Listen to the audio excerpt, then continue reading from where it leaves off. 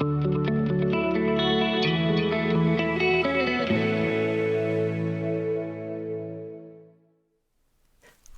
back to Aligned by Design, the podcast where we dive deep into what it really means to live in alignment with who you are at your core. I'm Flavie, and today I want to talk about something that's been weighing on my heart lately, something I see in so many of the women I work with. Have you ever caught yourself saying, I'm fine, when you're actually exhausted, or smiling through a meeting when you're breaking inside? Or perhaps you felt that constant pressure to be the one who holds everything together at work, at home, in relationships, while silently wondering when it will be your turn to fall apart. That, my friend, is what we're talking about today. The mask we wear, specifically the perfect woman mask, the one that tells us we need to lead flawlessly, manage everything effortlessly, and never, ever, ever let them see us sweat. The mask that becomes so comfortable, so familiar that many of us don't even realize we're wearing it anymore. And what happened beneath that mask? That's where our true selves wait, longing to be seen, heard, and honored. First, let me share something personal with you. A few years ago, I found myself in what looked like the peak of success. I was running my business, raising my children, maintaining a beautiful home. From the outside, everything appeared perfect. And I remember one particular morning vividly. I had just dropped my children at school. I'd already answered client email on my phone while waiting in the school line. I was heading to home to lead an online workshop with a presentation I'd stay up until 2 a.m. perfecting. And then, arriving at home, I look at my face in the mirror in the bathroom, and I broke down. I couldn't breathe. My chest felt tight. My hands were shaking. And for the first time, I admitted something to myself. I can't do this anymore. I'm not okay. And in that moment, I realized I'd been wearing this mask for so long that I had forgotten what my own face looked like. I'd become so good at being the strong one, the capable one, the perfect one, the one who managed it all, that I'd completely lost touch with the woman beneath, the one who needed to rest, who needed to care, who simply needed permission to be human. The truth is, I was exhausted. Not just physically tired, but soul tired. I was pouring from an empty cup, constantly trying to prove my worth through what I could accomplish, rather than honoring who I actually was. And what scared me the most, I didn't even know who that was anymore. That breakdown in my bathroom became my breakthrough. It was the first crack in the perfect mask I would be wearing, the first step toward finding my way back to myself, to alignment, to truth. And I'm sharing this story because I know I'm not alone. The mask of this perfect woman mask, the one so many of us wear without even realizing it. It's a mask that tells us our worth is tied to our productivity. It's a mask that says asking for help is a weakness. It's a mask that demands we smile through our pain, push through our exhaustion, and keep going no matter what. And the most dangerous part, we've been wearing it for so long that it feels like our actual face. So discomfort has become comfortable. So performance has become who we think we are. But here's what I want you to consider. What if this mask is not protecting you? What if it's actually preventing you from living in true alignment with your soul? What if beneath that mask lies a woman who you are actually meant to be? The one who knows how to receive as well as give, who understands what rest is, not a reward but a necessity, who recognizes that her power comes not from doing it all, but from being authentically herself. This is not just about self-care or balance or any of those buzzwords we've heard 1,000 times. This is about reclaiming your truth. This is about alignment at the deepest level. So first, let's talk about where this mask come from, because understanding their origins is a first step to freedom.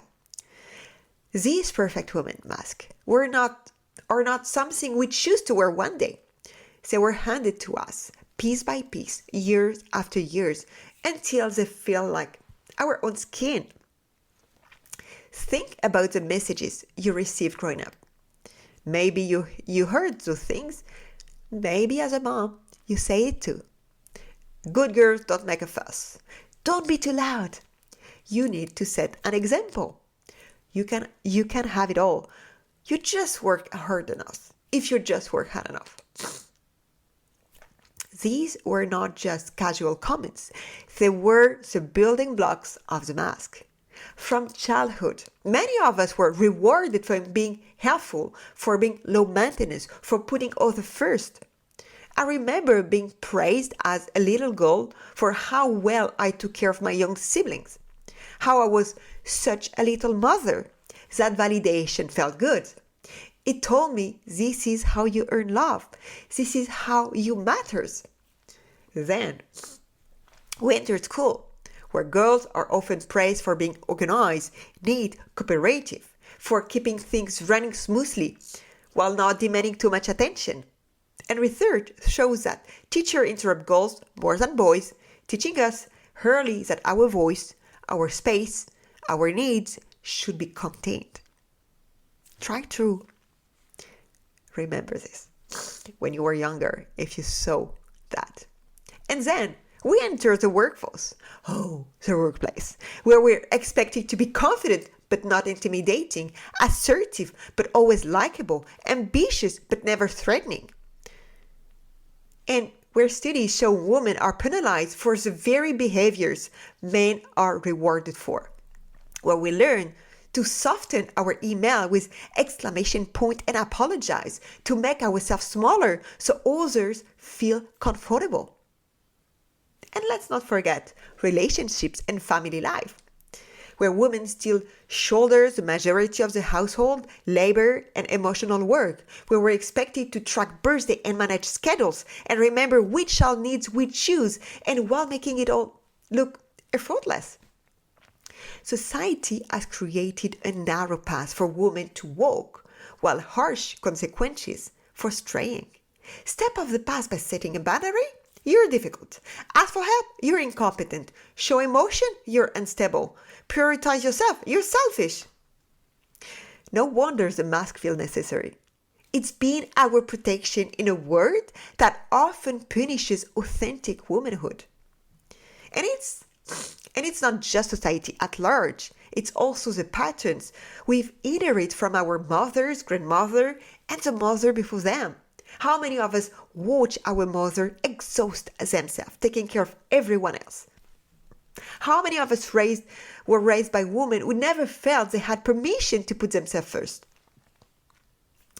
I remember watching my own mother, how she would be the last to sit down at dinner, how she would stay up at night doing laundry after a full day of work, how she would say she wasn't hungry so others could have more. I learned by watching. This is what a woman does. This is what love looks like. And these behaviors run deep. They run through our families, our workplaces, our media, our religions. They reinforce every time a woman is called selfish for prioritizing her needs, every time a successful woman is asked about her work-life balance when her male colleague never are. Every time we praise a woman for doing it all instead of questioning why she has to. And here's what makes it even more complicated. Sometimes wearing the mask works. It gets us promotion, the approval, the social acceptance. So mask can be effective. That's why it's so hard to take it off. But at what cost? At the cost of your health. As we push our body beyond their limits, why so many women have burnout today?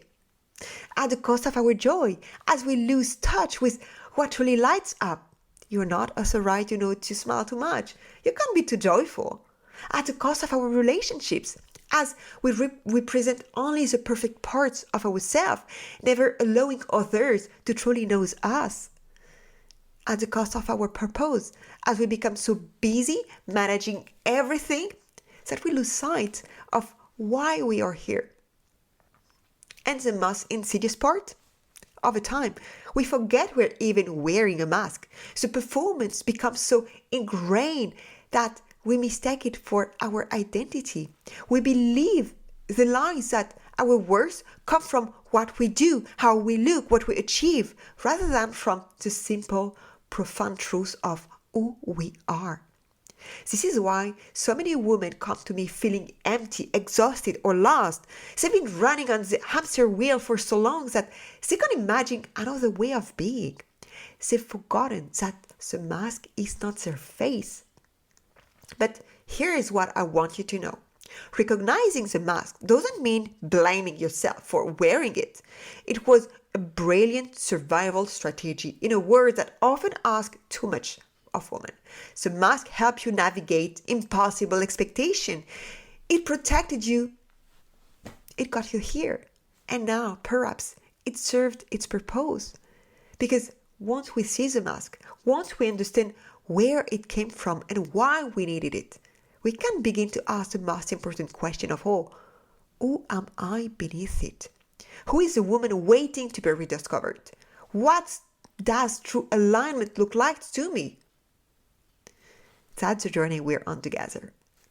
Not to throw the mask away overnight. That would be terrifying. Who would you be without that mask?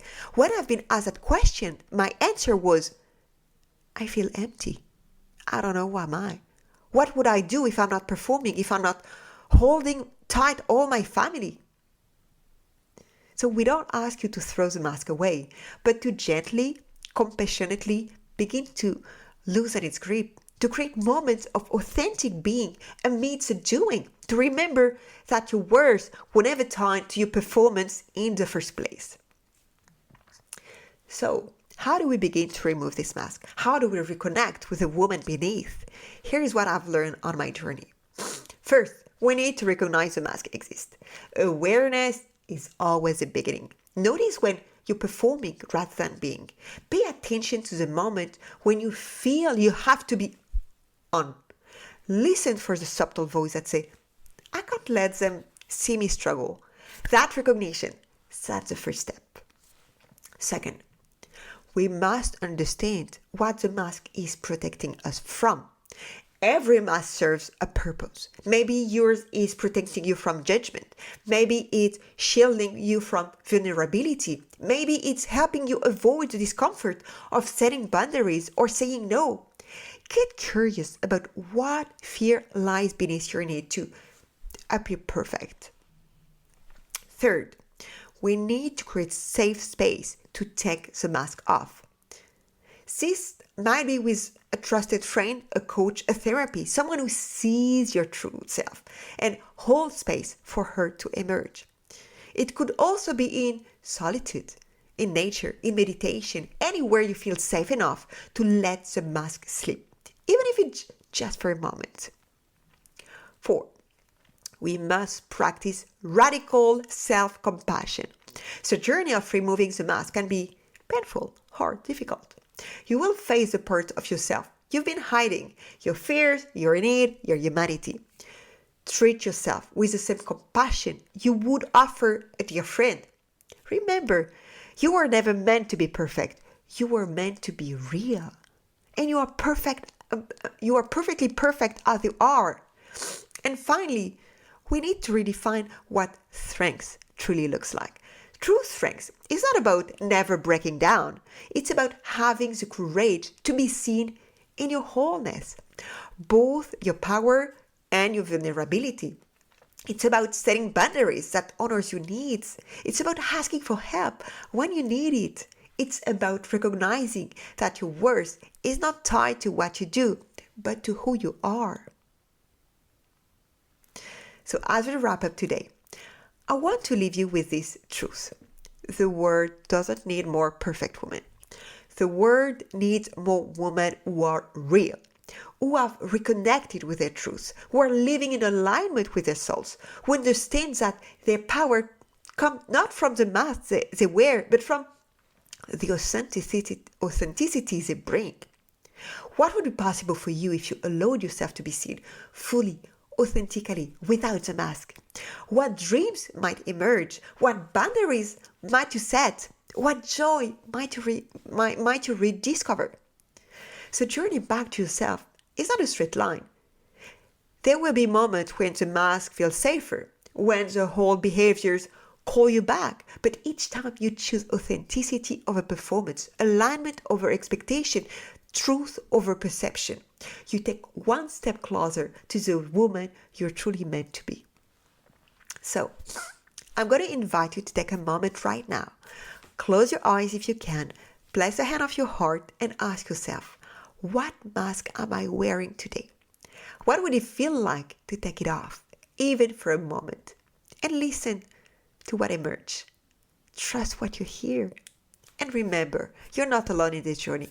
Every woman you see, even the one who seems to have it all together, is navigating her own relationship with the mask. We are all learning, growing, remembering who we are beneath the expectations and performance.